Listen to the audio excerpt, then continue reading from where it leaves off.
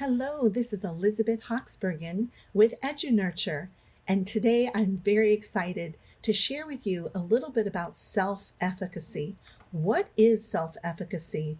What happens when a child has low self-efficacy? What happens when a child has really good self-efficacy? And of course, if self-efficacy is poor, what are some things we can do to increase or help the child build their self-efficacy? So self-efficacy comes from the work of Dr. Albert Bandura and his work on social learning theory. And in his work, he talks about self-efficacy as one's belief in their ability to put the necessary things in place, organize the supports, and do the work in order to accomplish something. And self-efficacy is domain specific. So how does this relate to our children?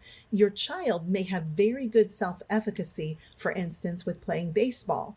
He or she may feel like, hey, I know what to do to be successful in the field. I know how to hit the ball well. I've had past successes, and I know moving forward with this season, I'm also going to be successful. Self-efficacy is your view of your ability to be successful moving forward. And as I mentioned, it's domain specific. So while a child may have good self-efficacy in baseball, he or she may have very poor self-efficacy when it comes to math facts or writing down assignments or whatever the case might be. So your self-efficacy or the self-efficacy of your child will definitely vary according to the domain you're dealing with. But let's take a quick moment before we dive in any further and examine the difference between self-efficacy and self-esteem.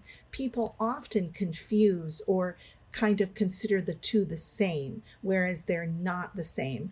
While self-efficacy is your belief in your ability to be successful in something moving forward and to put all the necessary organizational things and materials and whatever you need to do to be successful with that upcoming task.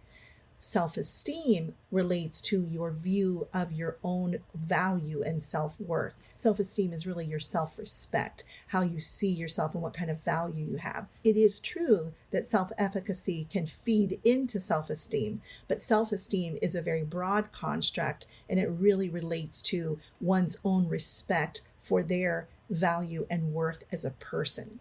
So what does good self-efficacy look like? If your child or you have good self-efficacy, here are some of the positive features you're going to see. 1, your child will be willing and interested and able to plan the task. 2, they're going to be able to arrange the variables to facilitate their success. 3, they're going to believe before they even start, yes, I can do this. Next, they're also going to be willing to put in the time and effort to complete the task.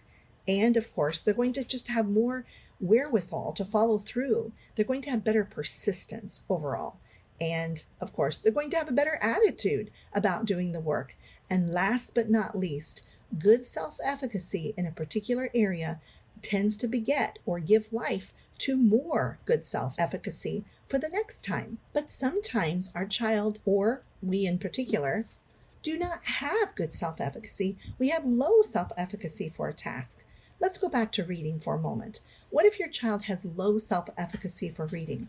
What are you going to observe? Well, first of all, they're going to feel overwhelmed just by the thought of needing to do the reading.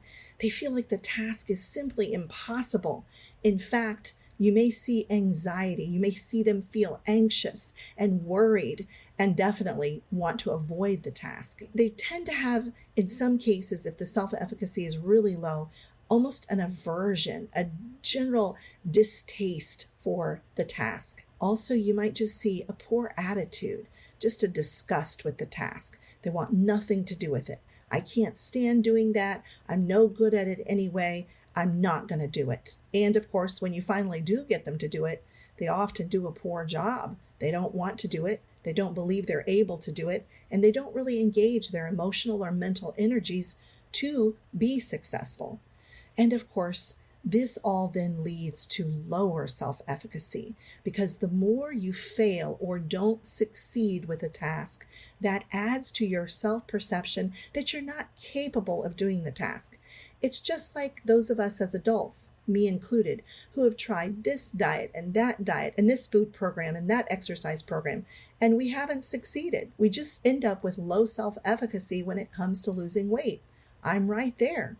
Back to self-efficacy for children. What can we do when we have a little one in our home or in our classroom who has really poor self-efficacy? And let's continue with the example of reading, because we all know that reading is critical and crucial for all aspects or most aspects of life success. If you have a child or a student in your classroom who has low self-efficacy, here's some basic steps to help them improve their self-efficacy. First, take the time one-on-one to talk with them about why the task feels so hard, feels like it's not possible. Next, talk with them about a plan. Sit down and put on paper the plan for helping them improve their reading skills. Thirdly, work shoulder to shoulder and help them build their reading skills. Doesn't have to be in long chunks. It can be in short segments, but they need someone to sit down with them and help them take the baby steps to tackle the task. If someone feels overwhelmed by a task and they have low self-efficacy, one of the key things to consider is working with them and actually holding their hand, so to speak, to help them become more successful with that particular task. The more you spend one-on-one time helping them work through the task, the more they will gradually become more independent. Let's take a quick side trip to cleaning a room. If your child's bedroom is messy and you've asked them to clean it up, but they're overwhelmed, they don't seem to get started, they put it off, they're grumpy, they just don't want to do it, or they don't seem to be able to start the task, it's really best to go in and start doing the task with them, step by step. Even if you don't finish the task, do the work together. If there's dirty laundry, I like to say, okay, let's spend the next 2 minutes picking up as many dirty clothes as we can, and we're going to put them in this basket. Then we're going to take this trash can and we're going to find all the trash, and we're going to make baskets and toss it in the trash can. You get the point. Spend shoulder to shoulder time with them actually doing the task together, because they just don't feel up to doing the task on their own. They don't envision that they're capable, they feel overwhelmed by the task, and they need someone to spend shoulder to shoulder quality time executing the task while supporting them and cheering them on each step of the way. So let's go back to our list. How do we encourage self-efficacy when self-efficacy is low? So we're going to talk through why it feels difficult and hard first. Secondly, we're going to write down and make a plan with the child of what we're going to help them do to become better at the task. Next, we're going to spend shoulder to shoulder time helping them complete the task, or at least do part of the task successfully. And then the child needs to hear you or another adult who has success with this particular area, such as reading, saying to them, I am confident that you are able to become a better reader. I believe in you, and I see the potential in you to become a very good reader.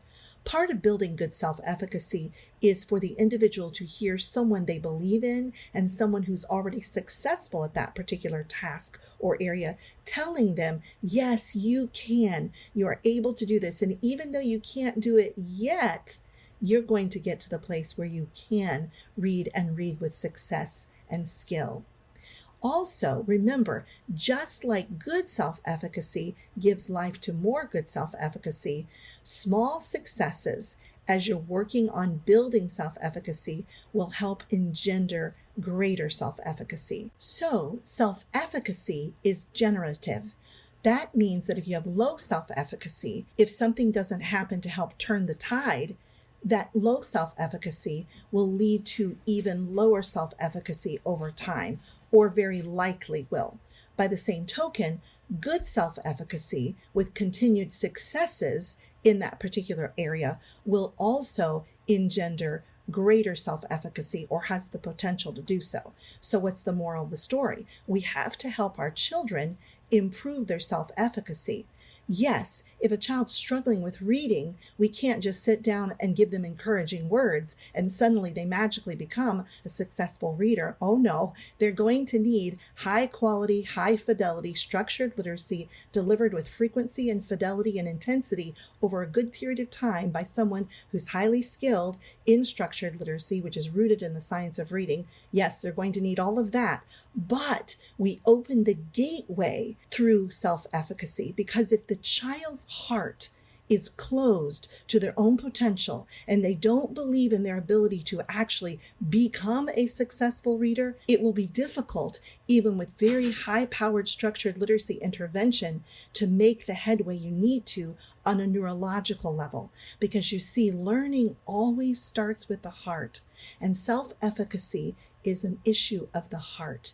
You must help the child open their belief system to their own potential in whatever area you're working on in order for the intervention to take root in fertile soil. To help our children cultivate their authentic potential, we need to be mindful about which areas they struggle with self-efficacy. Identify those skill areas or types of tasks for which they appear to have low self-efficacy, and then go about the business of helping them build better self-efficacy. And remember, learning always starts with the heart.